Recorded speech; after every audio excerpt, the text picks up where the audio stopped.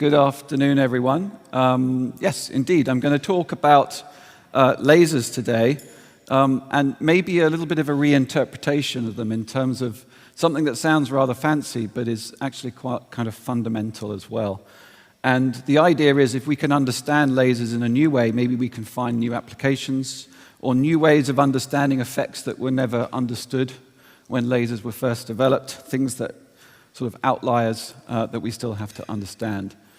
Okay, so I should thank all the people that are involved in this work, because at the end of a talk, things get a bit hurried along, and it's always good to introduce people first.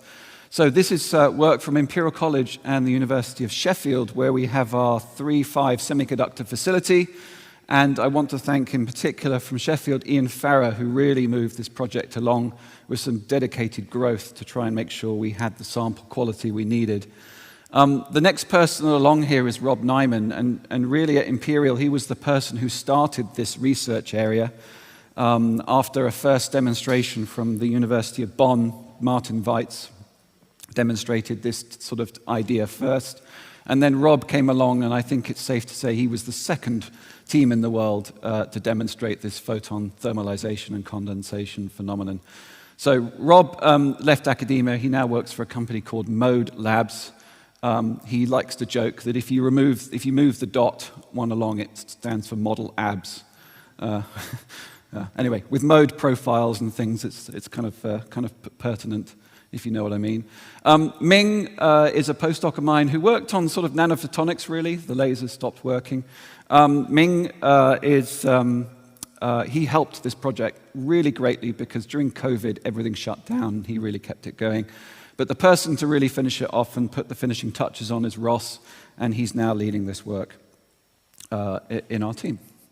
Okay, so the outline for my talk today, I'm going to give you a little bit of review and some motivations for why, what we mean by photon thermalization, what we mean by condensation.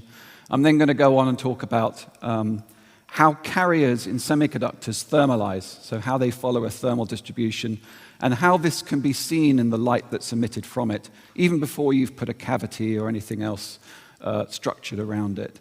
And then I'm going to go on to the main theme, which is how light inside a cavity can reach thermal equilibrium with its surroundings, so that the photon energy distribution basically follows a Maxwell distribution at low powers, and then when you excite it to reach the lasing condition, it can follow a Bose Einstein distribution.